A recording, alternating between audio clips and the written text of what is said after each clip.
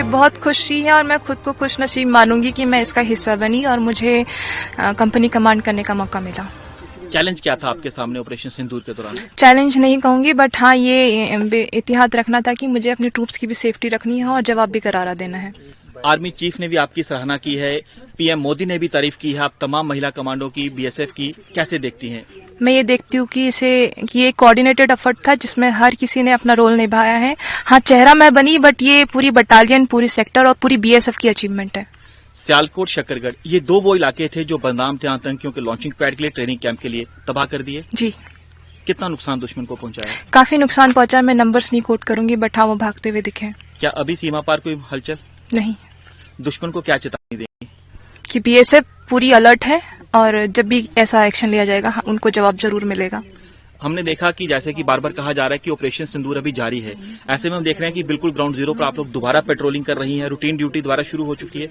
मैंने जैसे कि कहा कि BSF first line of defence है, ये हमारी डेली ड्यूटी में आता है कि हमें अपनी सरहदों की सुरक्षा रखनी है और किसी भी इलीगल एक्टिविटी को रोकना है, तो ये पेट्रोलिंग हमारा उसी ड्यूटी का हिस्सा है। आईबी पर चैलेंज रहता है ड्रोन टनल? जी रहता है, लेकिन उसके लिए भी प्रॉपर एक्शंस लिए जा रहे हैं। क्या कोई विशेष ऑपरेशन, एंटी टनल ऑपरेशन चलाया जा रहा है? जी चलते हैं।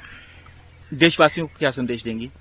बीएसएफ आपके लिए हमेशा अलर्ट है और यूं ही हम अपनी जिम्मेदारी निभाते रहेंगे। Thank you. ऑपरेशन सिंदूर का आप हिस्सा बनी, एक सिंदूर की कीमत क्या होती है बतौर महिला आपसे बेहतर कोई नहीं समझता, इस ऑपरेशन को कैसे देखती हैं आप? जी सर, ये ऑपरेशन को हम देखते हैं एक करारा जवाब उनको दिया गया है हमारी तरफ से, बीएसएफ की तरफ से। आतंकियों के लॉन्च पैड ट्रेनिंग कैंप को तबाह कर दिया आपने? जी सर। मुंहतोड़ जवाब दिया? जी मुंहतोड़ जवाब दिया उनको। गोली का जवाब गोले से दिया? जी सर। Thank you. आगे क्या कहना चाहेंगी, ऑपरेशन सिंदूर का आप लोग हिस्सा बनी, क्या कितनी खुशी है? इस चीज की तो खुशी है, हम ऑपरेशन सिंदूर का हिस्सा बने, लेकिन जैसे ही हमारे ऊपर ऑपरेशन सिंदूर का हिस्सा बने और जैसे ही हमारे ऊपर फायर है तो हम अपने सीनियर कमांडर का आदेश से सुन के उनका जवाब दिया है। जब ऑपरेशन सिंदूर को अंजाम दिया गया, हमने देखा कि पाकिस्तान बुखला गया, रिहायशी इलाकों को गोले दागने लगा, आपकी चौकियों को टारगेट करने लगा, तो कैसे जवाब दिया? जैसे ही हमें आदेश मिला, हमें तो आदेश मिला और उसके बाद हमने फायर का जवाब फायर से दिया और उनका जितना इलाका था उनको तबाह करने का कोशिश किया। तो अब देशवासियों को क्या पैगाम है? बेखौफ होकर रही है, आप लोग हैं? हाँ, हम हैं उनके लिए, हम उनके लिए डटे खड़े हैं। यहाँ पे फर्स्ट लाइन ऑफ डिफेंस हम बीएसएफ।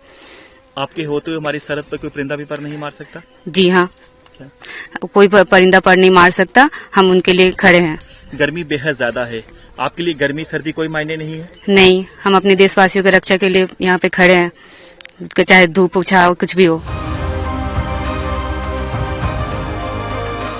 जब उधर से फायरिंग आया था तो हम गोली का जवाब गोली में ही दिए थे।